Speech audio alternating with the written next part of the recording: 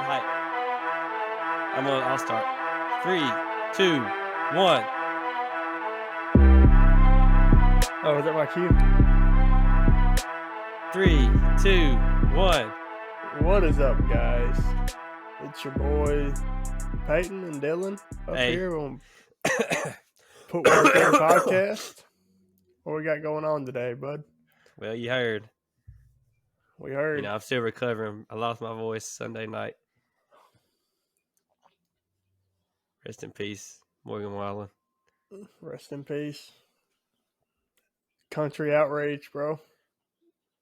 People trying to sue him. That's ridiculous. Knowing he probably has insurance for that. It's probably not his first canceled show. And it probably won't be his last. So if you are not up to date, we live right outside. She asked me where I was from. I said, somewhere you never been to, a little town outside of Oxford. So, wait, that's not the lyrics. That's our lyrics. We live right. Yeah, that's right, the version that I wrote. Yeah, we live right outside of Oxford. Morgan Wallen comes to town for the first time. I'm not at sure the vault. We drive by some pine trees, not really dogwood trees. Magnolia tree, Mississippi. They got one in Oxford. I saw it at the Vault Stadium, Vault Hemingway Stadium. Yeah, so it's the first concert. Is. The first concert's at the stadium at Ole Miss, and he basically sells it out 2 nights in a row. You spoiled it, bro. First night, it was such a good show. Like, everybody's talking good. So I convinced Abby and myself that we could let's just go. The tickets aren't that bad. At first, everybody was like, bro, the tickets are like hundreds of dollars a piece, but they were only like $80, which is probably a lot, but when you compare it to $300, it's not that much. So I talked her into going, took her little brother, sit through all the openers, spend $100 on food. And literally 5 minutes before he comes out, they cancel his show because he lost his voice. And the next day, I woke up with no voice. So at least you got to hear Ernest. Yeah, I was just doing flower shops. I don't. Yeah, that's all he I actually know. does. He wrote Somebody's Problem. He sang that by Morgan Wallen, and then he sang Flower Shops, and he sang "Son of a Sinner." He wrote that. Apparently, and I saw Hardy, which not really a Hardy fan. I haven't really listened to his music, but he's pretty live. He does like all kinds of different genres, but he wrote a lot of music too. So big songs. They were both mainly songwriters till lately. They're kind of breaking out. But yeah, that's what I did this weekend. And I've been sick for the past 2 weeks. So my running program to peak for double decker, which is this Saturday, kind of derailed. So Trevor's going to take the lead this month. He's already beat me by like 10 miles. Yeah, if I had hit all my mileage, I would beat him by like half a mile. But I haven't ran for like once this past 2 weeks. I'm not sure how in the world I'm supposed to do that run, because every day I've gotten home this week, I've just like been too tired to do anything. Yeah, so you started the night shift. Yeah. Do you didn't you say you were like gonna? I don't remember what you said you were gonna do. You're just gonna get off early. Yeah, I'm leaving at 5 that morning. Take some explosives. C4. Double C4. Yeah. Imagine that, dude, drinking C4 at 8:30 at night. Trevor, we're coming for you, bro. I've been out sick. He's going to be 24 hours into his day. And that's a good goal, just to beat Trevor. No, we're going to run our own race. I think sub 1 hour is going to be... Originally, I was shooting for like sub 55. I hit 56 earlier this year in this training cycle. It was like 56:20, and that was on a flat course. So I knew getting to 55 was going to be tough. I have to literally hit all my training perfectly, and the last 2 weeks have derailed. So I'm gonna if I get sub hour, which I think is doable, I'll be happy. because it's a hard course too. It's like all hills. It literally took us 7 miles to finish it after we ran extra. And then it cheated because it gave y'all like 0.1 extra miles over me. So I only got to run 7 miles, and then y'all ran 7.1. That sucks, bro. So what's your new watch? You've been kind of unpredictable fitness wise lately, but you've been on it. I feel like have you been working out since you got the new job? Like switched your schedule? Yeah. I didn't work out today, but I worked out yesterday and Monday and Thursday rest day. Did I work out Sunday? All the days, like when you say a certain day, it's like a different day for me. Yeah. Well, I just do it in the afternoon now instead of in the morning. We're gonna have to, when we say we want to do something a certain day, we're gonna have to say the time, AM, PM, because usually when we say we want to do something like at the gym or work out, we automatically mean like 5 in the morning. Yeah, but I'd be 12 hours later now, so. Yeah. My Monday doesn't start at 3 in the morning. It starts at 3 in the afternoon, so. If we have anybody that's listening that works night shift, give this boy some. I feel like everybody that works night shift is just hanging on by a thread. Life is falling apart. Like, it's hard, especially if you have to. A lot of people get caught up in like when they're working their schedule, but the days they're off, they switch back because they want to be social. I don't think you'll have a problem with that. You want to know what the hardest part so far is? The drive home. Bro, yes. I've ran off the road like 3 times every night that I've driven home. That's the hardest part too, because you want to go to bed, so you can't like caffeinate.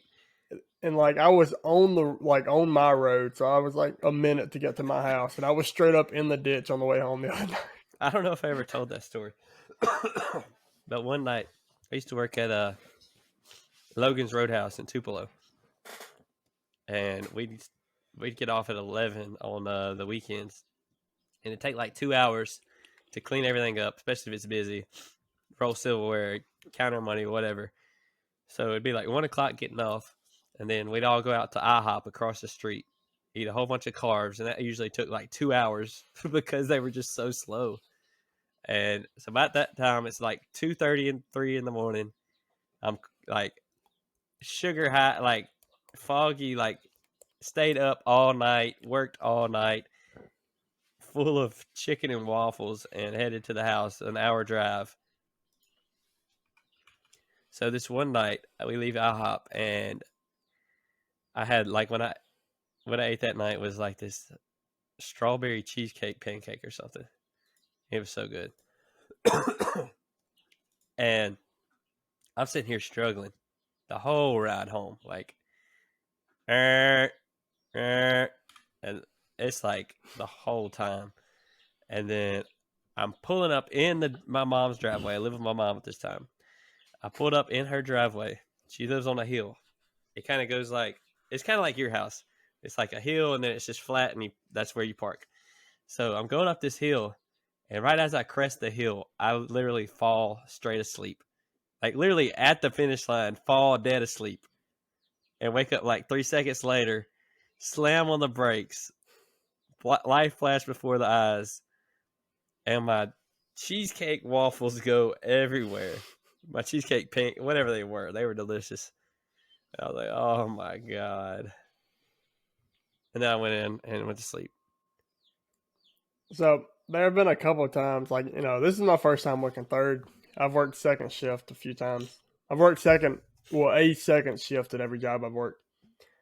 But when I was working at Winchester, there were a couple of times where my sleep schedule got so bad, I'd get off at 11, get home at 11:30, but I wouldn't be asleep till 4:30 in the morning. And I'm just like, something's got to change. So I would purposely stay up until after my next day of work. So I would be up like 36, 40 something hours before I finally went back to sleep. And the drives home at 11 at night were tremendously difficult. I'm just Bro, it's so hard. Back when I first started Uber and driving, we're driving till like 2, 3 in the morning because that's like big money time. And then usually when I literally just drive until like I'm literally falling asleep. Like if I feel like my reaction times are super down, I'm like, okay, bro, I gotta quit, or I'm like gonna kill somebody. Like I'll see like a stop sign and it'll take me like 5 seconds. Okay, well, I guess I need to stop. One time, this girl was on the phone with her roommate, and they were talking about some crazy stuff. I can't even mention it on the podcast. And I was like, literally, like, what? Get out. And like I dozed off and honked the horn right after she said something, and I was like, oh, I'm minding my own business. It's hilarious. Bro, it's terrible. I think the worst thing like that's come to me tired and driving was Jordan had a fight in Jackson, Tennessee one night. So I went, and I think it was between job switches or something. I forgot what kind of schedule I was on, but I went and all I did was stay until his fight, and of course his fight was like one of the very last ones on the card, so it was like 11:30 at night before I got to leave. And this is, okay, that's enough. That's enough. That's enough. Now it's plenty. Okay, but the drive home, it was, keep in mind, Jackson, Tennessee is like 2 hours away from my house. So I'm already dead tired at like 11 o'clock at night. Hotel. And I didn't think about how tired I would actually be. And so I didn't get a hotel room. So I had to drive home for 2 hours, just falling asleep the entire way. You're not the type to book a hotel room anyway. Yeah. You're always like, I'll just drive home. And I remember, so I'm in the left lane. I'm in the left lane, right? Why you look so big right here? That shirt's tight or something. Yeah, it is. Bro, you look gigantic. Here's left lane, here's right lane, right? Here's me completely off of the lanes. You can't even see me. I couldn't see the road either. It's okay. I remember it happened like 3 or 4 times. I was just completely off the road on the left side. Was this the interstate? Yeah, this is what is that long so it's road? Like the median? What's the long highway that goes east to west when I-40? You get off to? Yeah, I-40. That's where I was. I was on I-40, and I was like, I remember one time specifically. It was perfectly timing. I don't know what happened, but here I am asleep, right? So I'm off the road driving. And like I hit a bump or something, wake up, and here's a guardrail in front of me. So I'm like, lucky, and I dude, I almost died, bro. I just decided I was never gonna do that again. Wake you up for a couple minutes. Oh, dude, I was like, because you ever have them things like you stop paying attention while driving, so you do something stupid, and you're like, okay, now you're just kind of focusing up the rest of the drive home. Man, I could die right now, bro. I'm here like literally. One night, I was headed home. So like I was saying, I literally drive till I'm falling asleep and then head home in my 25-minute drive. Not a good idea. But one night, last football season, I was headed home, and I'm like struggling, bro. It's late. And I see like this glow in the trees. I'm like, dang, somebody's got a really big fire over there. And then I'm driving, I'm like, wait a second, that's huge. So like I get closer, and it's like a double wide on fire. So I pull off in there. I'm like, bro, this is crazy. And there's these people like banging on the doors. There's another Uber driver had stopped. He was carrying somebody home on his last ride. And they're like banging on the door, like making sure nobody's home. Apparently nobody stayed there, or they would just be done because that place was gone. Dang, bro, they'd be toast. It was a nice crisp night.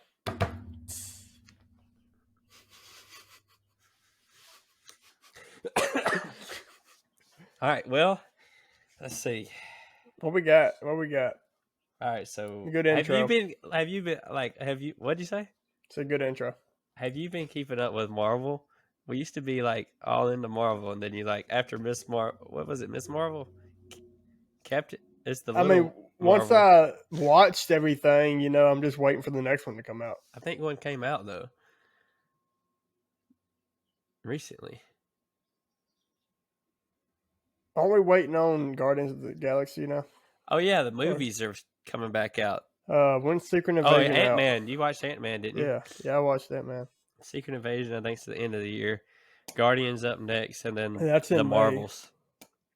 I haven't watched the trailer for Marvels. I heard it was bad though. It was like it looked really cool. It was like the most disliked one on YouTube or something. But for some reason, people can't stand Captain Marvel. It's a decent show, decent movie, but like the trailer for this one looked really good. People just like ever since Endgame, nothing lived up to that because it was such a 20-year work up to Endgame. The hype was out of control.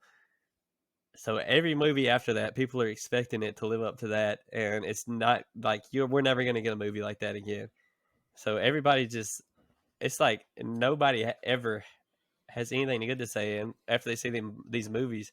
And then I go to see the movies for myself, and I'm like, that's a good movie. I like that movie. Thor was not bad. I had to go back and watch. Didn't we? Huh? We saw Thor: Love and Thunder. Yeah, it was pretty good. They definitely made the villain a little softy. Yeah, soft hands. I mean, if you don't read the comics, you don't know that. Yeah, I didn't read the comics, so I didn't know that. But everybody said he did, so I just listened to the majority. They're coming out with these movies, trying to live up to Endgame, which is impossible, and coming out faster than they ever have. They're popping out like 2 to 3 Marvel movies a year. Endgame sucked. Can't even keep it straight. Wow. No, like I remember when I first started watching through everything, I had to watch Captain Marvel first, and I had absolutely no idea what was going on, so I just like absolutely hated that movie. But then after I finished everything, I went back and watched it again, and I'm like, and they kind of did her wrong too. Oh, that's where she's from. Because they were shooting Infinity War and Endgame for her parts, like before they even shot her movie. So her hair is weird, and I don't know. Like, I don't think they did her right, but she's like super powerful. So they had to they couldn't nerf her because she was so powerful. So they just had to send her off world for 30 years. So it's kind of weird. But there's the thing: all these things are happening. Where are the Avengers? They're all dead. There's no Avengers. It's just a bunch of random heroes.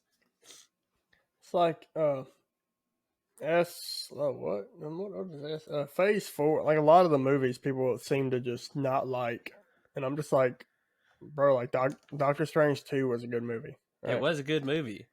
Everybody was they're literally going into these movies expecting Endgame every time, and the shows are, for the most part, even better. Of course, there's a couple I don't like Miss Marvel and She-Hulk. I feel like shows are better just because you have more time to work with too. And then you get to see Haley Steinfeld more often in the show than you do a movie. She's only in the show. Exactly. That was more of a I want to look at her more. Crushing. All right, bro. So are you ready for the 10K? No, I'm just here to do it. What's your goal, bro? You going sub-hour? I'm just going to do it. That's not a course you PR 10K on unless you train very sufficiently for it. You've been doing all right. I haven't ran this week because it keeps raining. We ran on the treadmill last week. What's y'all's thoughts on treadmill running? Because Peyton has been a hater. I hate treadmill running. And then running. We did it last week. We ran a 5K on the treadmill. I only did it for Wait, you want me to wait to see if they answer?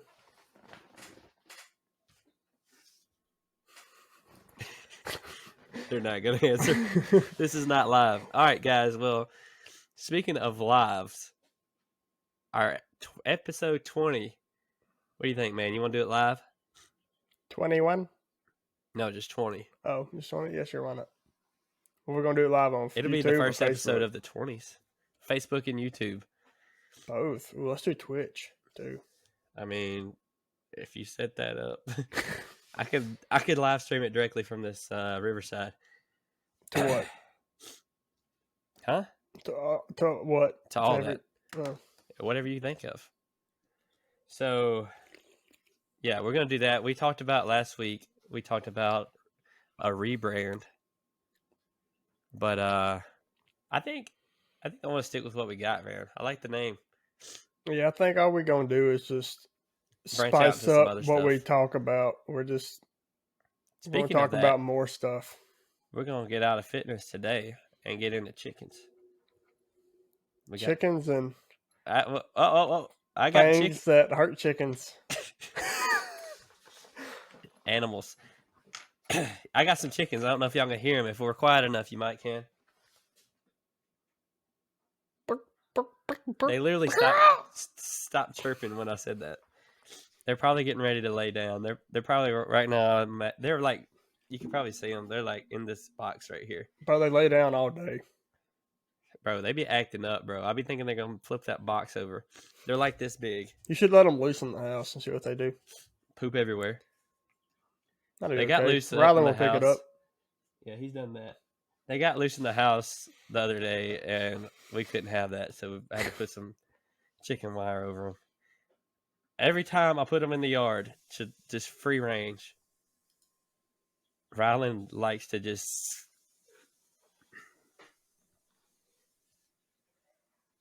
grab them. One he grabbed, and Bro, it would not. Tempting. It would not walk. Like, well, it's okay to grab them, but if you just he's still like a baby, so his grab is like the hand of God, and he hasn't updated his fine motor skills yet. Right, they were too fine. And this one chick would not, like, it wouldn't move for like half the day. I thought it was gonna die. This one chick, yeah, yeah, no man. It was a long time. She said it was only 5 minutes. I have my coop built. How's it looking with the paint, bro? Looks good, bro. We finished. Abby painted some. I painted some. We finished today painting. All I gotta do is put the roof and the chicken wire on, and it's basically ready for some chickens. Don't forget to wrap the bottom up with chicken wire. I said that. You got staples? No, I'm just gonna set it there. So, I'm gonna pull up this post, and we'll start with this. All right, so I asked this on my Facebook page tonight. I figured it would get more, but it's kind of late, and we'll see if it gets more, blows up more. But usually when I post something asking something controversial like this, it blows up. No pun intended. But I don't think this is too controversial. I just think it's... Oh, it's very controversial. It's a discussion topic. In our community, probably not as much. I mean... Down here in Mississippi. You have a picture of one on your hat right there. I drink coffee named after... An American flag? Bro, what's wrong with that? I guess that's pretty controversial too. Nah, not really. Not as much as you think. All right, so this is the question I asked. So I said, what are your thoughts on Christians? I'm talking about Christians here. Having guns for self-defense. And I'm going to go... if you have any thoughts on that, put that in the comments on YouTube. Spotify don't have comments, does it? It's got reviews. You don't leave it in the reviews. Leave us a good review, though, on Apple, iTunes, and Spotify. And if you're not subscribed on YouTube, hit that button, bro. Ring the bell. All right, so Tony Berrigan, local businessman, he said, so I'll say the question again. What are your thoughts on Christians having guns for self-defense? He said, buy as many as you can or as many as you like to have. So I can see where he stands on it. And And then he commented again. He said the Israelites didn't possess any of the land they were promised by using spitballs. But did they? I guess they used guns. Did they use guns to take the promised land? I don't think so. Well, they didn't use spitballs, that's for sure. Yeah. They used some weapons, I think. Weapons? Hey.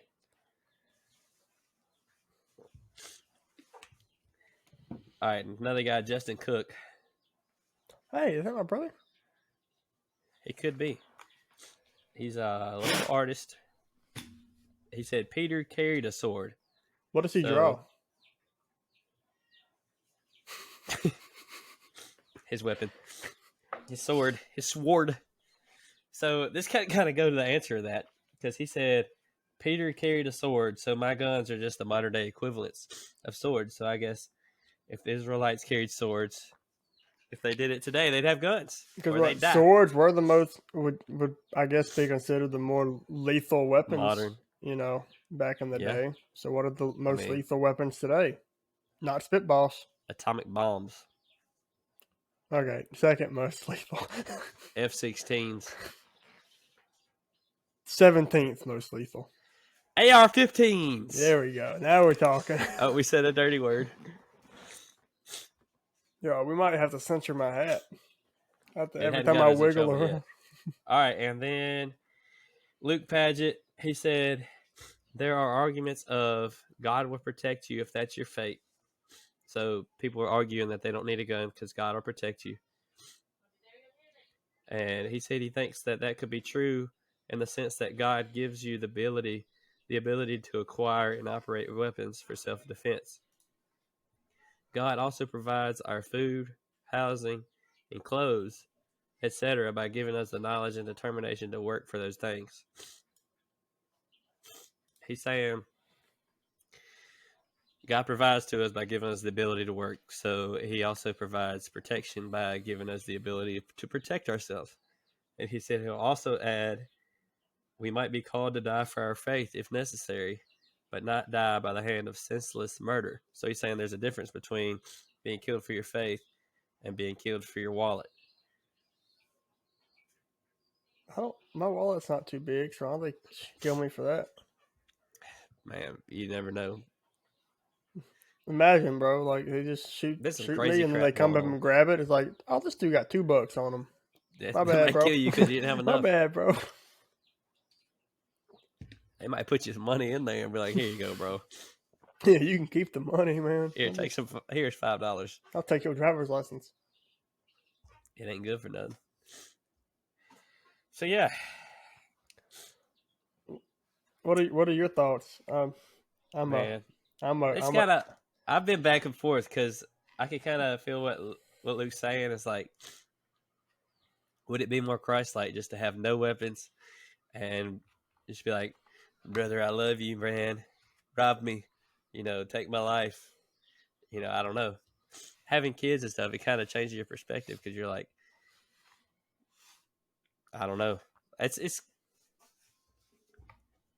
something that I live in the tension because I also follow some people that are Christians that are kind of going the opposite direction now. And I've been there and I've been kind of back and forth with it myself. So I feel like I'm living in the tension of, be like Jesus and just let him, do whatever, I guess. But at the same time, it's like, no, bro, you made your choice. That's what I asked. I asked Abby what she thought about it last week. It's like somebody robs you and you like, do you just like kill these people that are like putting your life in danger if they like pull a gun on you and you have a gun?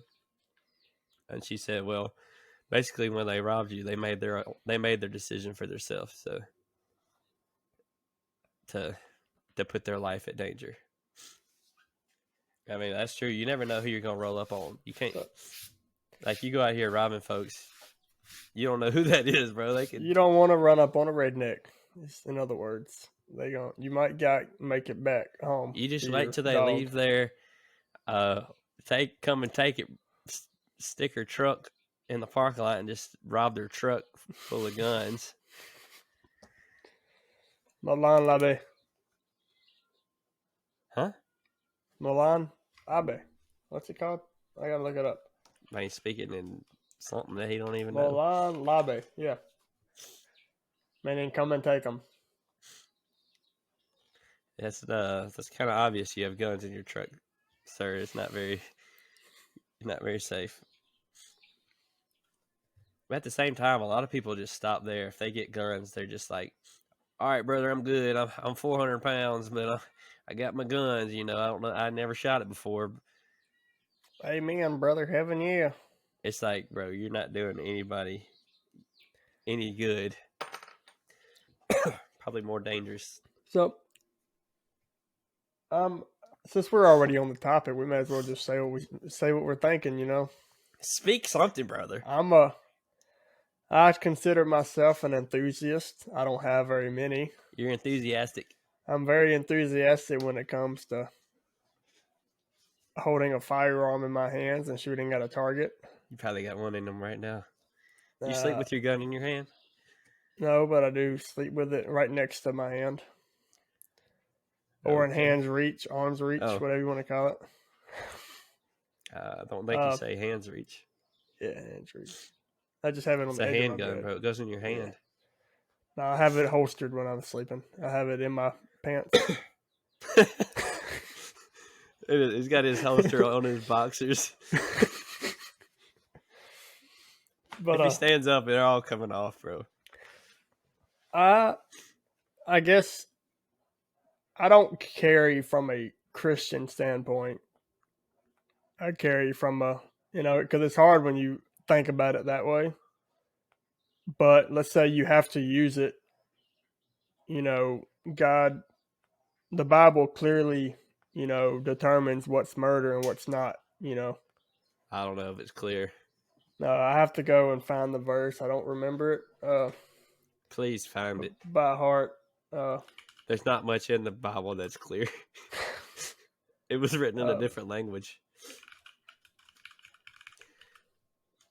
I mean, there's a lot that's clear in the Bible, so don't be coming after me. Yeah, it's kind of like you're saying. The Christian in me likes to fight with the American in me. So, it's a hard tension. And when you carry a gun, you're living with the knowledge that, you could be into somebody's life. And you got to live with that. You got to be prepared with that ahead of time. Now, even a lot of times when I'm alone, which we're getting into stuff now, but if I'm alone, I don't feel the need as much to carry, because I'm like, that's just me, But if I'm out with my family and stuff, it's like, yeah, I want to have it on me because, I want to protect them. And that's kind of like one reason, which we get into this later, like one reason I got into fitness in the first place is because, I was skinny and I was about to start a family. And I was like, bro, if somebody was to attack me and my family, I could not hold up. Like I'm way too weak and scrawny to defend myself, defend my family. So, I put on 40 pounds. So, I feel a lot more capable now, even just having confidence sometimes, being like, man. Okay, I have a verse. Okay. Exodus 22, verse 2. If a thief is found breaking in and is struck so that he dies, there shall be no blood guilt for him.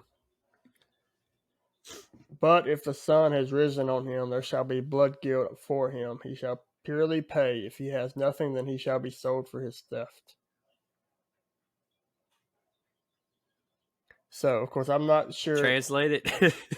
That is the English translation. I was trying to find I don't understand the start of verse 3. What if the sun has risen on him? You had me until the sun had risen, and I was like... I was just like... But you gotta think, bro, you're quoting the Old Testament too, so like, Jesus... if you want to be Israelite, like, get strapped, bro, or get clapped. You know what I'm saying? But Christ, like, Jesus died.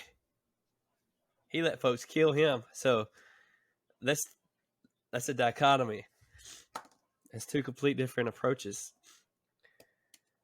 Israel was expecting a warrior to come in on a stallion, to come in and just take over, and they got, Jesus riding on a donkey. So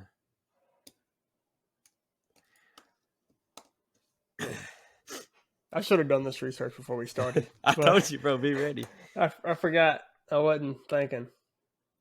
But yeah, so I'm just hoping we could provoke some people's thoughts. Like, if you're just like all in to a come and take it, you eat Black Rifle coffee without even brewing it, you just eat the beans. Like, hopefully I could kind of, bring you some Jesus perspective and put some more weight on this, because this is not something that should be taken lightly. Because you could go buy a gun, go get you a holster, carry it all you want, and then something goes down and you end up killing 3 innocent people because you can't shoot worth a crap, or you don't think about what's behind that person. Okay, so I think what that verse 3 was trying to tell us is that, where'd it go?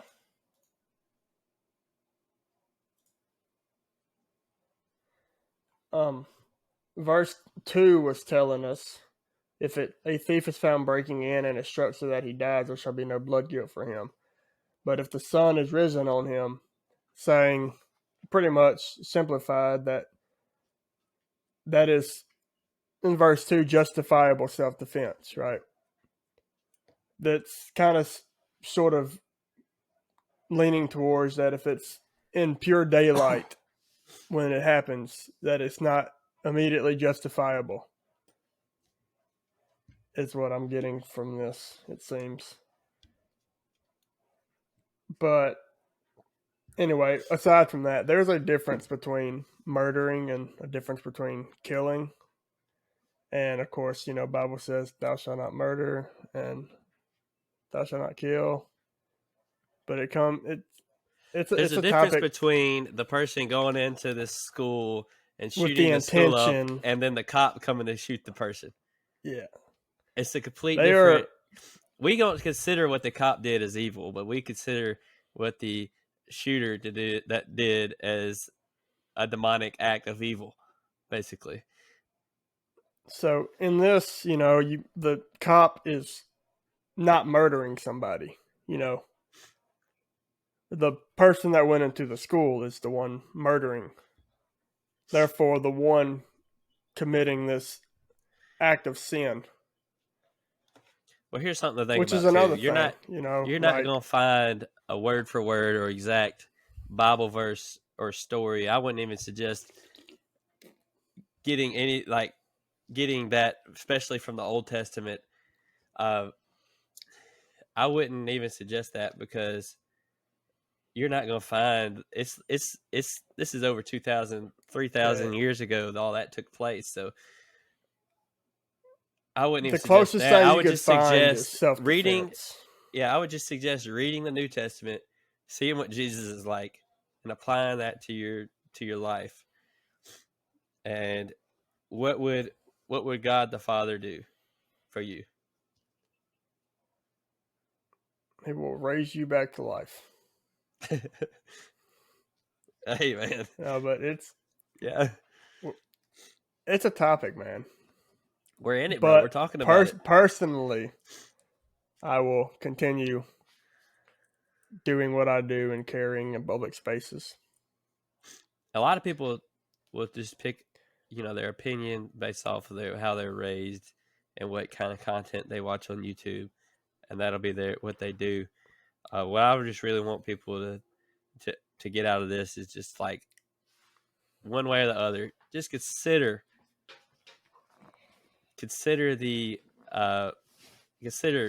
Jesus in the situation. Consider the consequences of the situation. Consider the consequences of not carrying.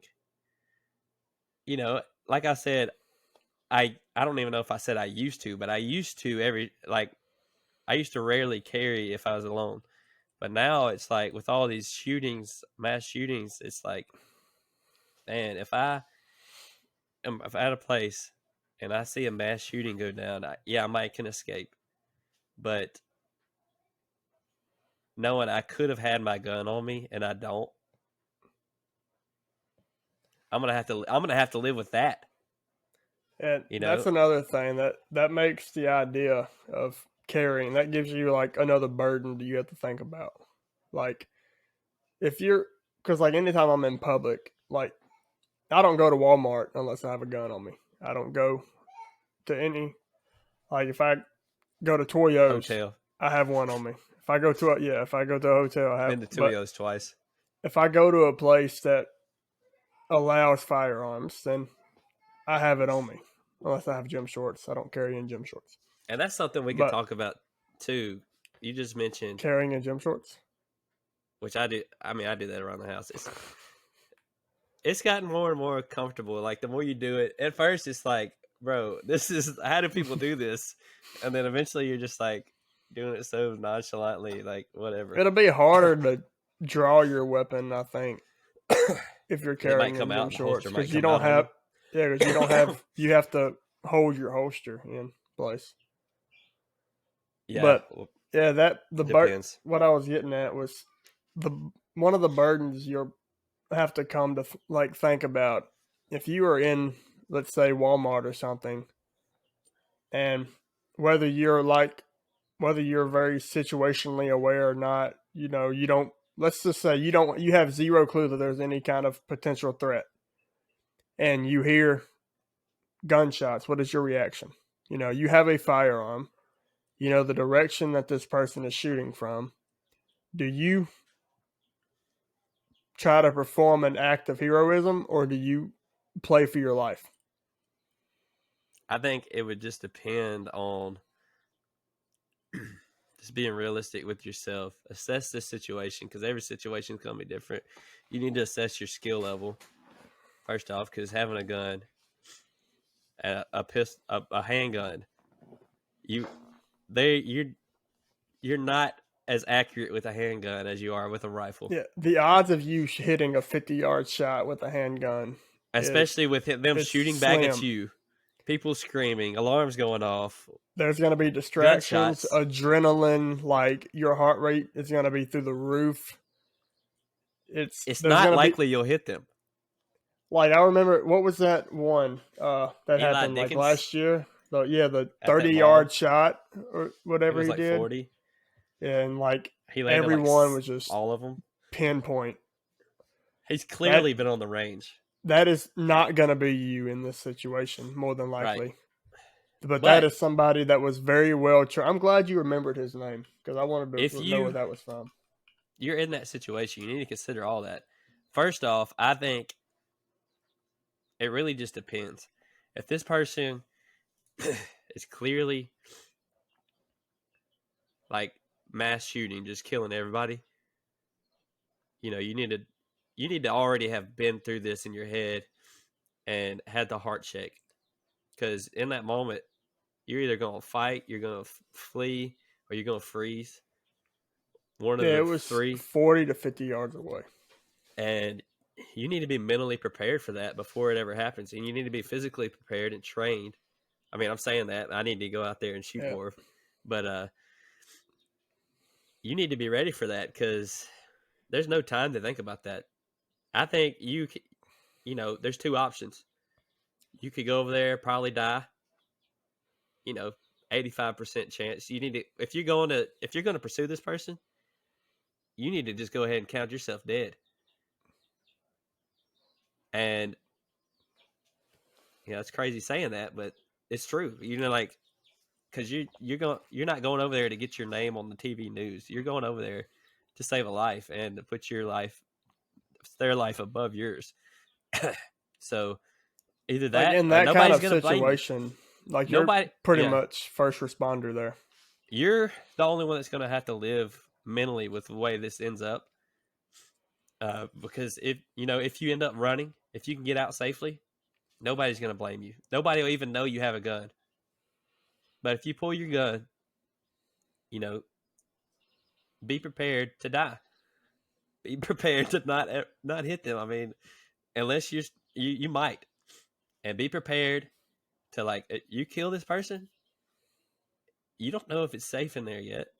The cops are going to come in. They're probably going to think you're the shooter. I mean, stuff you never think of. They're not just going to, like, oh, there's the hero over there. I mean, y'all both up in there shooting. So the cops might kill you. You are going to be taken in by cops. You're going to be arrested. If you draw a gun, whether you shoot them or cops arrive, and you may want to not have a gun in your hands when cops arrive. But right, but at the same time, it's like there might be another shooter. But if you know for sure you've got them, you need to get, like, what I recommend doing is either holstering your firearm or you put it on the ground and you just get away from it. And then, like, when cops show up, call 911 and tell them, hey, I just put this guy down. I'm like, the likelihood of any of this happening is not very high. But, if you're going to carry, you need to think about this stuff. There's a lot that goes into carrying. No matter what, like, if you carry a handgun, one, you need to be proficient in firing this handgun. That's why a lot of, like, drills are involved with, like, running, getting your heart rate skyrocketing and trying to hit pinpoint shots. Podcast. Yeah. So we're tying this stuff in. Because, like, in the case of you having to use it like that, you're going to have a high heart rate. Your adrenaline is going to be, if you got shot, you wouldn't know it, kind of thing. That's how much adrenaline is going to be pumping through this. Here's kind of two scenarios I'm going to put you through. So say you're in Walmart, shots go off. There's this guy in dark clothes running around shooting. So you shoot him. Like, that's your first thought. You pull your gun out, you shoot him. You go over there, and it's just a cop. You done shot a cop, bro. You're going to jail forever. Like, that's possible, though. If you got to think about this, it's possible this stuff can happen. Like, you can't just pull your gun out and shoot.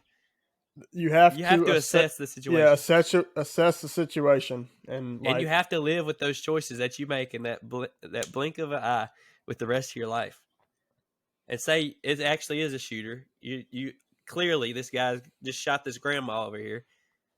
So this dude obviously is a shooter. Let's say instead of him being a cop, he has a hazmat suit on. You know very well that he's the shooter here. This guy clearly, it's clear. Like, you've assessed the situation. This guy's clearly up to no good, shooting grandmas. You shoot 6 times, he goes down, and he's down. You look on the aisle next to you. There's 2 kids laying on the ground that you just shot with your bullets. They're gonna know you shot them when they investigate. So you need to be aware of what's behind the shooter as well. But not you, the shooter, but the bad shooter. Yeah, there's a lot, and just trying to see if y'all. Yeah, just trying to get y'all thinking. One of the most important things, besides being proficient and actually firing the gun that you're carrying, is being situationally aware. That's why, like, that's something that I practice every day. Like, when I'm walking in somewhere, if I'm at work, if I'm out and about, like walking or running or something, I'm not just looking in front of me everywhere I go. I'm looking everywhere. Because you never know when something could happen. Of course, I don't carry at work, but, like, I try to keep track of how many people are around me. Like, when I'm at the gym, I try to keep a track of who's in the gym, how many vehicles are at the gym. You be knowing when I ain't there. Yeah. You texting me. Where you at? Why dilly pickle ain't here? Rip. But try to know what's going on around you at all times. And, like, when I walk into Walmart, I'm immediately just looking around. I'm just like, The best thing, exits. Does anybody look like a threat here? Is there the possibility we'll of find a any mirror. threat?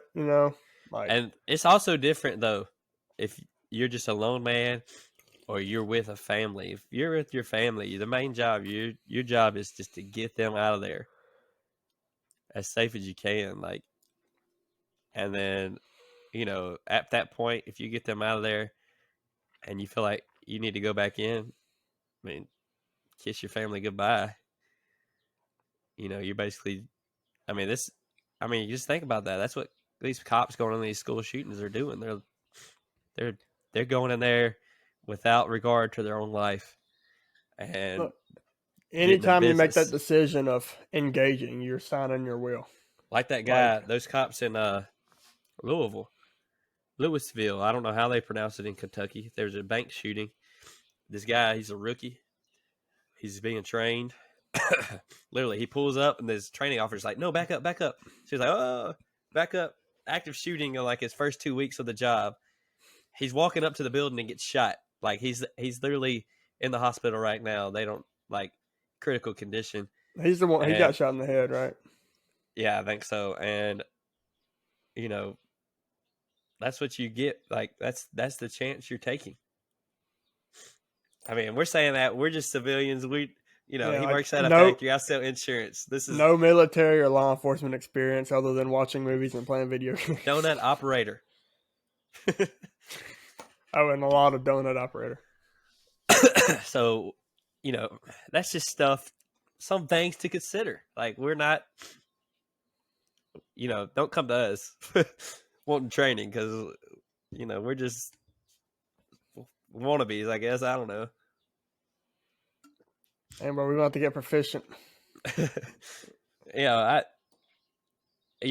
got to start somewhere, and that's kind of like I'm just trying to get people to not take things so lightly and realize the weight behind what they're doing. Like you don't just go out, get your revolver and just put it in your open carry holster, e-haul, and you're 400 pounds, like easy target or what. Like literally I could just take your gun from you and you're not going to catch me.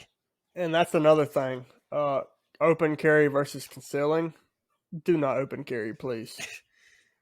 Unless you're a cop. Like, of course, even then, like, cops are already, they're probably going to be like the target if they happen to see, for some reason, somebody wants to shoot up this Walmart and there's a cop there. He doesn't care, But if you're open carrying and this guy's assessing what he's about to do, he's already picking out targets, right? You don't want to be one of the targets he picks out. So to lessen your chances, conceal. He doesn't know that you're a threat to his threat of threatening people.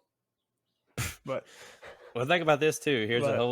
We could do a split off of that, but Nashville shooter going to pick out targets, picks out the one with less security. It's pretty obvious with the solution to this problem, in my opinion. Okay, you ban guns. We're gonna go through this scenario. You ban guns, and okay, I mean it's already. Hold on. It's already illegal to kill people. I mean, so let's make another law, and we ban guns, which makes no sense in my opinion. Like that's the most extreme option. Like you ban 2-round magazines or whatever. I don't know, whatever they want. No AR-15s. So that just means anybody that's law-abiding, anybody that doesn't want to go to jail is going to, get rid of their guns that are illegal. They're going to try to be law-abiding citizens. Oh, but the criminals that already have illegal guns because half of them are felons and can't have a gun, they're already living. I mean, it's illegal to have guns in Chicago, and people are dying by gun deaths daily there. So, does gun control work? I mean, I think there's there's a solution out there, and people aren't willing to talk about it. If you want to come on the podcast and talk to us, because I just really want to hear what y'all are thinking. I'm not an expert. I'm not a master, talker or whatever, but to me, it doesn't make any sense to take guns away from people that need them to defend themselves. And while all the time the people that are out there doing the killing, the criminals, are still going to have the guns. Because you have to think about it, like not all weapons that are used in these shootings are legally obtained. It's like, did you hear about the Alabama shooting, like last week? No. Where there was like, how many people were killed? 4 and injured a lot more. What was it? 28 injured a week ago using illegally obtained firearms. Because it's the idea of gun control. Like, of course, obviously, I'm very you control your weapons, against, but the amount of like papers I wrote for school and college and stuff about concealed carrying and firearms is pretty abnormal. But dang, bro, you never let me see those. We need to get a website and post those. I had to clear my computer, so they're not on there anymore. Dang. But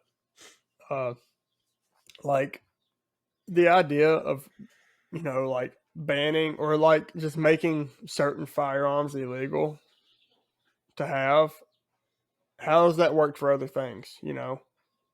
Cocaine's illegal. Marijuana is illegal in most states. Heroin illegal. A lot of drugs are just illegal, like criminals. And look how easy it is to obtain these things. I could probably find somebody in the city to go get me some nice white powder. If you think about it, that's not sugar. It's easy. It would be easier to just buy a black market gun if you know a guy than it would be to go, go up to the dealership, the gun store, and get your background checks or whatever else done, and they're gonna know you have the gun or whatever. Yeah, because it's a lot easier. It would almost be easier if it, if it's illegal, the gun store's closed anyway. So they're gonna get their guns. But think about this: most of the guns criminals have, are illegal guns anyway. You can't just be out here having automatic weapons unless you have a Class 3 license. What kind of criminal is going to have a Class 3 weapons license? What kind of criminal is going to have any license? They're a criminal. And they're pushing drugs. They're not going to have anything right. There's all kinds of crap I could say, but we'll keep it minimal for now. Like, I don't understand like the whole concept of it. Like, why do we want to take these tools away from the good law-abiding citizens that are carrying them to either one, protect themselves, and more than likely to attempt to protect the lives of people around them in case a scenario breaks out, by somebody else using that same exact tool, that they probably got illegally. Like, it takes, I went through a 30-minute, because I guess background checks could probably be a little bit deeper, but like, I still have to go and wait 30 minutes to be able to walk out of the store with my gun.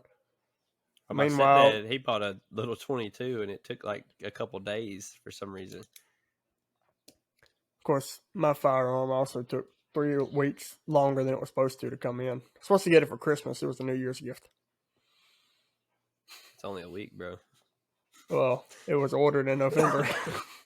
Oh. So think about this too, like, these people are always targeting places that are gun-free zones. They're not going to a NRA rally. They're not going to a Second Amendment rally and doing mass shootings. They're picking places with spot. Yeah, like they're picking places that they know they don't have security. Like. Yeah, that's what I believe a very easy, or I say easy, but like a very simple fix you know, for like schools and stuff. You know, like you don't even have to arm the teachers. Just like get a couple of school resource officers at these schools. yeah, like or apparently just the like ones that get shot up, they don't have SROs. They just have glorified security guards, if that are unarmed and untrained, and they're fat and overweight. it's like There's no if you have fat just and go overweight, throughout like your it's like go throughout your police departments, right? Whether it's or sheriff's departments or you know even your state troopers, you know, they can be assigned to like shifts at a school, right? One day this person does it of the I week. mean, we've One had day, school resource officers, you know, the whole time we went to school. yeah, and we never had. And another thing, very many we didn't have very many of them, but you know, one guy with a gun does a lot. But saying that, you know, we live in the South, and the odds that people in the parking lot probably have guns in their truck, you know, they're not supposed to be there, technically. But you know, back in our parents' days, it was normal occurrence for kids to bring their hunting rifles to school. You weren't seeing shootings until like the 80s. It's like, how big is our police department? It's like, what, it's 40 size, officers bro. or something? I don't know, bro. I know their website says it. Y'all had me heated a second ago. But y'all like, did. My idea, yeah, it's got 44 sworn officers and 10 civilian officers. But like my idea, right, is like, you know, it doesn't have to be your entire department or the entire department or whatever. But like, you know, most schools, you know, of course I forget that they kind of get split up too. But like, you know, put one or two, you know, I'd say, you know, at minimum 2 officers each day at each school building in your city, or you know, of course, just have them around the building. They can sit in their car if they need to. They can just, you know, patrol the parking lot, walk around, make rounds around the building, but be ready for, you know, they're, you know, just you're literally putting hundreds of the kids of the community in a place, saying, "Okay, here's your target."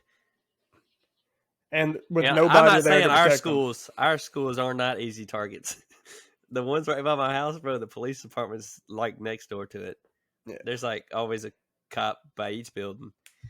So I mean, that it's probably not going to happen there. But probably not. Of course, you know, high school is not that far away from. And see, that's actually what I think is a good thing about our schools. It's like if they're fast enough, cops will show up in 2 minutes. You know, that's another thing why you need to carry 3 minutes. That's enough time for your whole family to be dead. Literally, somebody could put their whole magazine in your car in less than 15 seconds. You know, depending on how big their magazine is. But, you know, I'm thinking 10 rounds for a small magazine, you know. But man, you had me fired up a minute ago I was thinking of I was finna say, if you're a fat, overweight cop, bro, just quit. You're a public health hazard, bro. You're really not going to do much help either. You know, if you have to chase somebody, you're getting away. You're going to call for backup the second they hop on foot, you know. Hey, suspect's running. That's a different topic. I don't have any authority to speak on that, so we'll have to get a cop on, and we got one coming up soon. Oh yeah. Vision. We got one coming up. But yeah, he's super fit. There's not a problem. Like you're not till recently even hearing about mass shootings in the South. And if they happen, like it's almost denied pretty quickly. Where do you see mass shootings, bro? It's at schools and clubs, nightclubs, and 2 places you can't carry. Malls, you know, a couple here and there. And you know, the guy churches. that stopped that one shooting, apparently they had a sign up that said no guns. And he stopped a mass shooting, so screw your sign, basically. Of course, I don't really like the whole idea of gun-free zones because that's just keeping me from being able to protect myself and others. But well, that's a topic for another day. Yeah, maybe there's a lot of topics for another day. Yeah, we could talk about a lot, bro.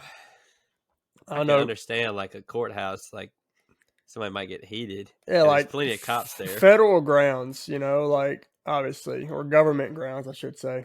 Like, I'm sure they don't want me, coming in there with a gun. The thing about that is they don't want you coming in there with a gun because they know they're going to piss you off about something. They're always screwing you over about something or making you mad. So don't come in there with a gun. So I'm not too entirely like, yeah, let's arm teachers. I'm more of like, let's protect schools with officers. If these teachers have their concealed carry permit, make that their requirement. A concealed carry permit, an enhanced carry permit, whatever. Give them, a day of or whatever minimum training, and let them concealed carry. Like they have to conceal carry. They can't the kids should not know that they have a gun. A shooter comes in there, then they'll know. But you got me thinking, bro. I don't even know if I want to send my kids to public schools knowing they're gun-free zones, bro. There's things that are like I don't want to send mine unless, like I know that they're going to be protected. I'm not going to be there walking around the school with a gun, so I can't protect them myself. So who is, You look back to the Uvalde shooting too. Like they've literally if you can't even count on your law enforcement to protect you, what you're am like I looking at do? parents trying to break in there to get their kids out because law enforcement ain't. Bro, I don't know, bro. I'm like, I'm going to jail. It's like that. The entire thing was the chief's fault, but at the same time, it's the fault of every officer there because sometimes you just have to not listen to your boss. Yeah, especially when it's kids' lives. When you're just hearing rounds pop off and kids screaming, and that's the thing. How too. do you that's just be a sit there? Huge learning experience, and no department's going to want to be Uvalde Police Department. So I feel like they're all like we haven't had a shooting where cops just go in there and think it's a hostage situation.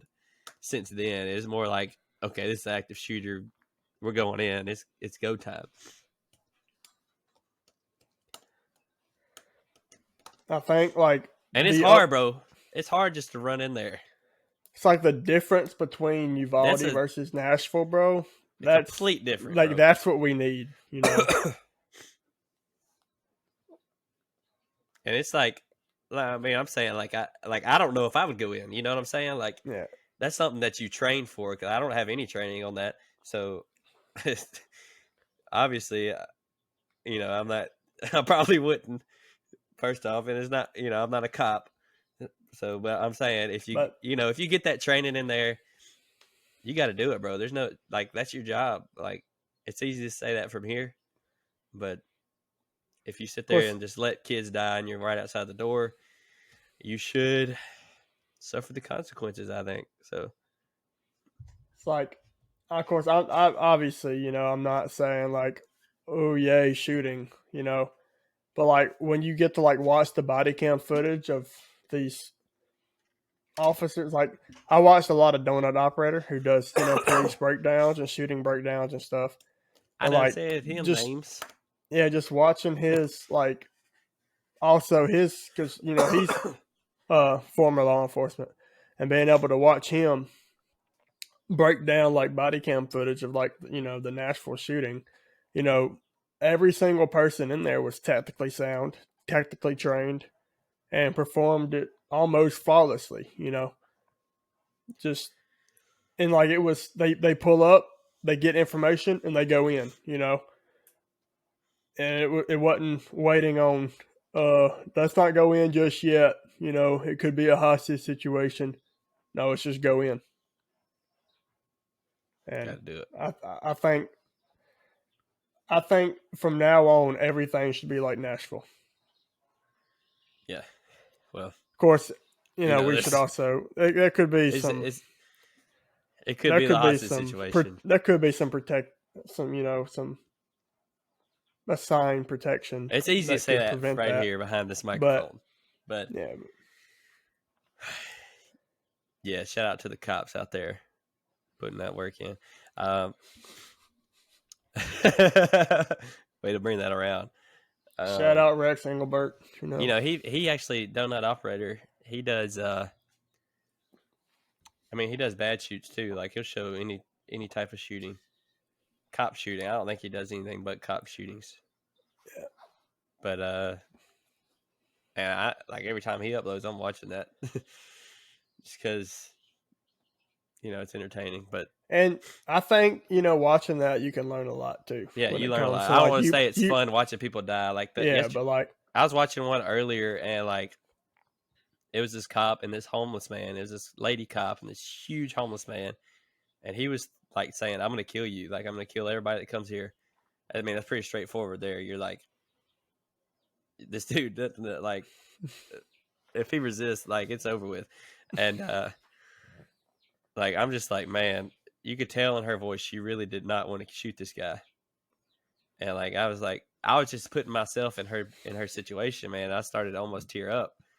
I was like, man, I'd have to kill this dude, but it's terrible that this guy has to die just because he's strung out on these drugs or whatever, and he's out here and on these people's property, and he's not leaving. He's threatened to kill everybody.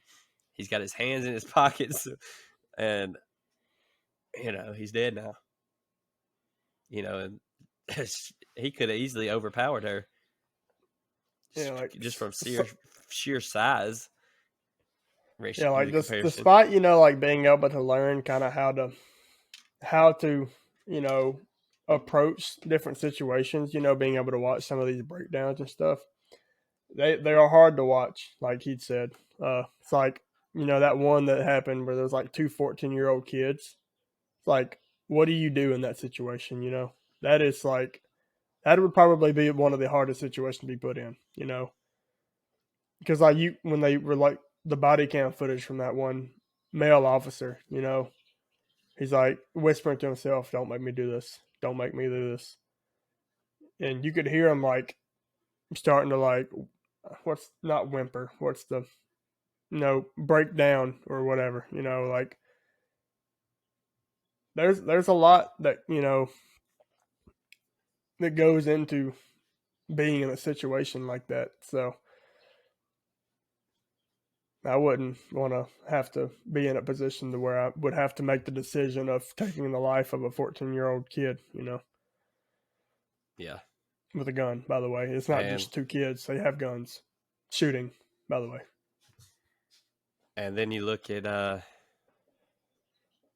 back to our initial discussion about carrying a gun on you.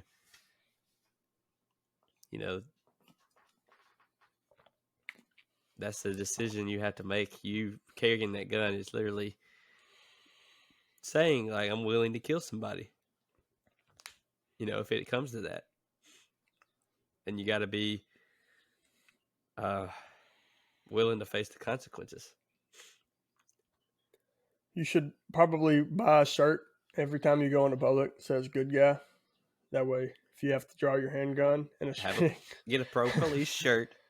Get one of those thin blue lines. They'll be like, "Oh, that's a good guy." Hey, he's got a gun on the American flag on his hat. That's a good guy for real. But they're not gonna be able to see that. That's crazy though, man. What do you think about the constitutional carry? Like no permits, carry. I think there could be a lot. Concealed. Like of course, I could see some arguments being against that, but like what's happened since it's been put in place? Nothing's really changed. Like it's not like more handgun shootings are being done, or anything. I think there's just more protection available now. Because like personally, personally, I don't have a permit yet. I do plan on getting one so I can legally, carry. Yeah, I was thinking about getting one. I want to be able to legally carry into places that I'm not supposed to, and legally carry across state lines that aren't directly reciprocal with our state laws. But yeah, that require a permit. Yeah, it's like we can carry in Georgia. That's what we did when we got there. Like Alabama was Tennessee, Missouri, Arkansas. Yeah, like Alabama had a weird vehicle law, but other than that, well, no, that turned out to be not right, wasn't it? Yeah. But I think it's good because who gave these governments the power to tell us what we can and can't do anyway? That's exactly, like that. Oh, you got to pay constitutional to hunt on your own land. Constitutional carry. That just removes an infringement. Yeah. So gun-free zones. You don't got it right here. You just got lefts. Just lefts. I mean, yeah. Man, that's. So what y'all think? And there's a line too. I got this note here. Put down in the comments if a Christian should carry. If you do care, I mean, you don't have to tell. I honestly wasn't even gonna tell anybody that I do carry today. I didn't want that to be out there, but maybe I feel like it's helpful just because censor it. I'm telling you guys some thoughts and questions that go through my mind, and at the end of the day, I choose to carry. So there's that. I mean, I'm in the tension, but I'm doing it. It's like we're choosing to accept the decision that we're gonna, or accept the potential consequences of the decision that we make. So they say it's better to be judged by 12 than carried by 6. Anyways, well, we're not breaking any laws, but like we said, the odds that you would get into an active shooter situation, into a shooting, not very high, but very slim. Saying that, a lot of people would view us, considering that, as fearful, as paranoid, and while we would claim we're just being wise and prepared. So there's a thing of wisdom and preparation versus fear or paranoia. Preparation, you could be prepared with stocking up on food, getting chickens in case this grocery store closes. You ain't a grocery store is never going to close. Well, if it does, I got chickens. And He's got meat and eggs. I got them. I may not save money on eggs because I have to feed the chickens. But if the grocery store ever were to close down, I got it. We did have, I can't say the virus shut the whole world down. And was nobody prepared for that. So the guy everybody assumes and thinks is paranoid. There are people that are fearful and paranoid. I don't consider us as that yet. We make it to the point where we're like, brother, the world is ending. Lord, I get to the shelters. There is a guy out there that is paranoid, but there, I feel like it's better to be prepared and nothing to ever happen than something to happen and you're just screwed. So it's just the risk of looking paranoid to be prepared. It's like I never really tell people the way that I kind of approach every day, whatever I do, because I feel like people would like, this dude's just paranoid, he's crazy. But in reality, all I'm trying to do is be situationally aware of everything going on around me. Like if I'm out walking my pasture, I'm looking everywhere, am I going to get ran up on by somebody or some animal, Am I going to crap my pants because a possum ran out from underneath me, I don't walk around with extra pants. So I need to be situationally aware. As long as you can live your life joyfully. You know, it's not like you're not just like, you know, the whole time. Do what you can do, prepare. I think it's okay. It's like if you're not, let's say you choose, because like at the end of the day, it's your choice whether or not you carry or not. But I will recommend highly that you practice becoming situationally aware, or just practice situational awareness.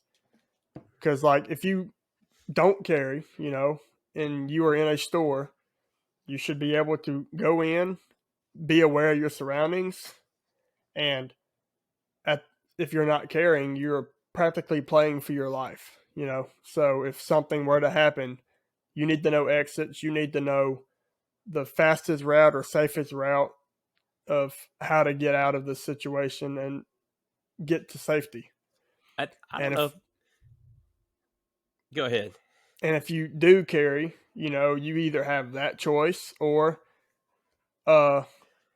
being aware of like where this shooting is, what is between you and this shooter, what is around you and this shooter.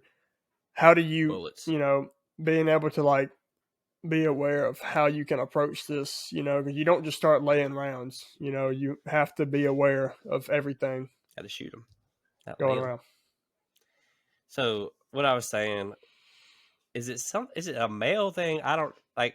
I know a lot of the people we follow on YouTube, like special forces guys, you know, preparedness guys, military guys, and like just cops. I don't know, maybe just men in general. They prepare, like they visualize, and maybe it's an imagination thing. Like, I mean, have you ever thought about what would happen if a country invaded America? Yeah. Me too. And you ask a girl that, and she's like, "What? No." You know, Abby's never thought about if somebody was to rob us. I ask her, like, what would you do if somebody was to rob us right now? She has never thought about that. Well, I play that moment out in my head pretty much anytime I'm home alone, right? Like, you Red know, Dawn.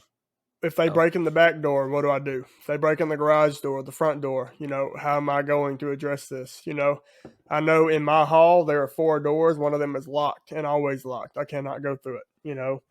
And the only way to get into the main part of the house is down this hallway. So I can't take shortcuts or anything. So like, you know, I visualize what I would do in certain situations. And now, of course, it's not always. That's a very special forces militaristic way of doing it, because that's what they do. They look at, Yeah. All right, here's plan A, plan B, all these contingencies. If this happens, they go through all that for just one mission they do. And like, this is even just for a place I'm familiar with. You got to think about it. Like cops and military and stuff, usually for the most part, aren't very familiar. Yeah. Like, now let's say they're planning this attack, or not attack, but like this, you know, it's different. To take out this leader or something, they're going to have detailed schematics and stuff of the building, so they're going to be familiar with it. But like law enforcement, when a shooting like when happens, that dude responded to the Nashville shooting, he probably like never he had been in no school. idea what the inside of the building. All he had was information like of what door to go in, and that was it. You know, was given a key, shooter, and then from there on, it's just. Yeah, so I don't know if females ever think about that. That's something that I think about. I think about stuff like that. And, you know, even I always play scenarios in my head, whether they're weird or, you know, people probably think it may just be us, bro. But I know there's special people I follow on YouTube that they talk like this. They think about that. And even when we lost our first baby, when we were pregnant the first time, you know, I had played this situation through my head before, you know, I think about what if Abby was to die? What if all my kids were to die? What if I was to die? What would happen? You know, how would life go on? You know, it's hard. It wouldn't, honestly, but, you know, I'd probably become a drug addicted felon if they all died. But, you know, I don't know if it's beneficial to think about those things ahead of time or not, but Yeah, I'm about to say I'm wondering if it's You're just not, because I'm yeah. always playing scenarios out in my head, whether it's just like But I it's not going to said, be like a punch in your face, you know. yeah, But I guess Mike Tyson says, all the plan's good until you get hit in the mouth. But if you plan to get hit in the mouth, and your plan's good. you're good, So before we lost, I had played that in my head, and she asked me later on if I had ever thought that might be possible, and I said, yeah. I was prepared, mentally as much as I could be, but you can't be prepared for that. But she had never even imagined that, and it's not like I was like, wanting it to happen.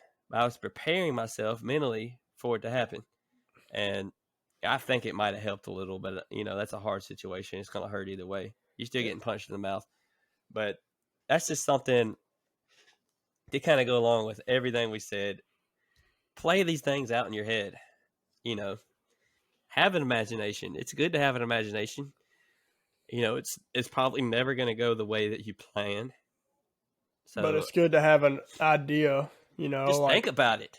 If you're walking into Walmart to go get a couple items, plan your route, that's something I'll do is I plan I'm going to go this way to get this and then go this way to get out, Even like your day-to-day conversations, like some people are like, somebody says something and they're like when you go to talk to somebody, like you probably, I probably already played some conversation, part of the conversation out, not with, if it's something important, but if it's just like, we're in the gym talking crap, I'm not like playing that out. Oh, if I say this, he's gonna respond like that. It's just like whatever.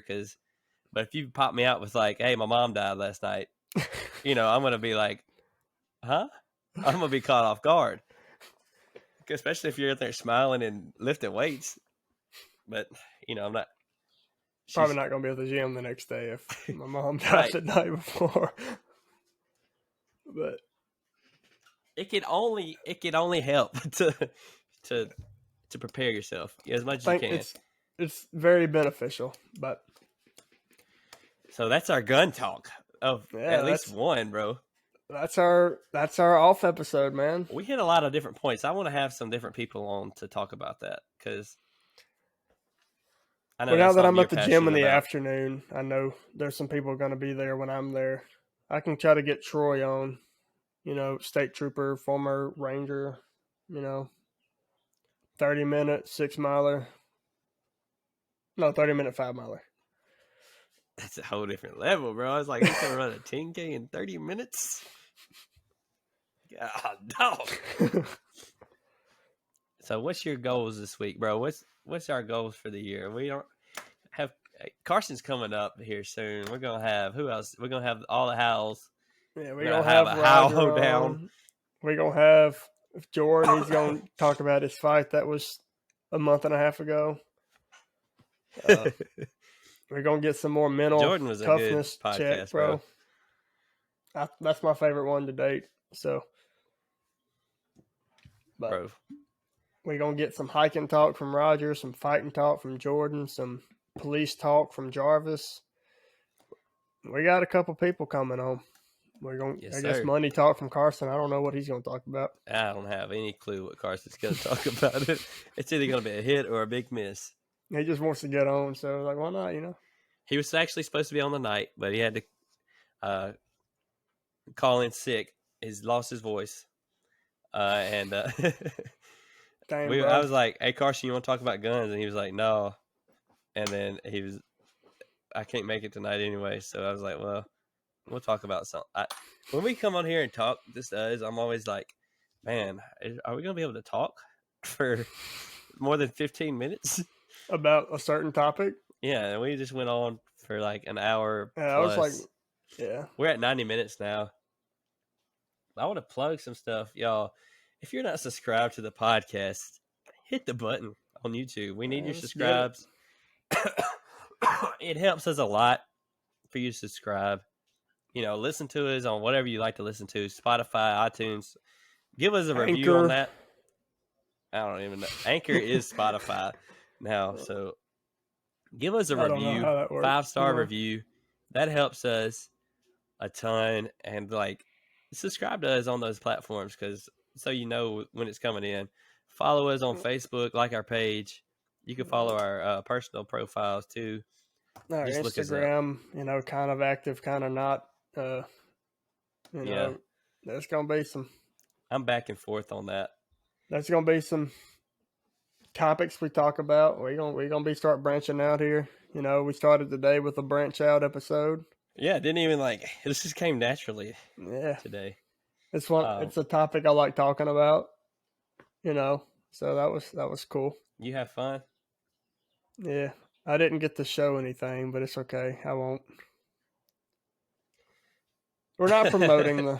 Well, I didn't want to. He was like, "Can I show my guns?" And I was like, "Bro, I don't know how YouTube's gonna like that yet." So we'll see. I told him you can't do that. All right, hold on. I'm trying to find something. Follow me at Deal the Young on YouTube. I think I'm gonna change my name to just my name. I don't know if I'm gonna rebrand or not, but I think I might change my name just so I can have a normal name. It ain't gonna be Deal the Young. It's gonna be Dylan, the cousin of Parker. Yeah, that's a good one. I'm trying to. I don't know where I'm going with my YouTube right now. I'm kind of at a crossroads. I don't know whether to keep going hard on this fitness and that brand or just be more organic. I want to bring more Jesus into it. I've been wanting to bring more Jesus into it for years. Don't know how to do it. I think I might just keep doing my vlogs the way I do them now and then just add some stuff in there. I don't know. We're going to play around with it. We'll figure it out. But saying that, I am an ambassador for Grateful Apparel, which I'm going to have some clothes soon. So you can go to gratefulapparel.com. You should be grateful. And use the code DealTheYoung. I'm actually going to leave a link in the description. You ought to change the Deal Pickle 20. If you click that link and you buy something, it's going to help me out, and you're going to have some swag. They got cheap prices. It's not everybody's style. I understand that, but you can search on there and find you a shirt for $25. And if you use the code DealTheYoung, you get 15% off. So we're trying to get some more ambassadorships, more sponsorships, trying to upgrade the quality. We might actually something for this wall here. Yeah, one day we might actually go in person. Oh, I got a couple flags right over. Let me see if I can get them in view over here. Got a couple flags right there that I can put on my wall, but just ain't done it yet. What's your Instagram, bro? Payton.cook. Yee. Payton.cook. I'll make that a website. Double Decker 10K coming up this weekend. I don't know how I'm going to do it, but I'm going to try it. We're going to see what's up. I've been slacking on my YouTube. The problem is I've just been busy, and I don't know what direction I'm going. So it's hard to edit considering those factors. But I'm editing my marathon vlog from December right now. Oh, you got to edit the Atlanta vlog. Yeah, it's after that. So I had the marathon vlog, the Atlanta vlog, and the Branson vlog. Double-decker vlog. And then I had the chicken coop vlog. I'm going to do a double-decker. I'll probably just go ahead and drop the double-decker one as soon as I do it. Just so I can have something on track. But, yeah, so that's a wrap, guys. We'll see you guys. I think I said everything. Did I say everything? Put work in podcast. So. Put that work in, boys. Get out there and do something. Get hard. Stay hard. And we'll see you guys next time. Next time, baby. It's a wrap. Peace.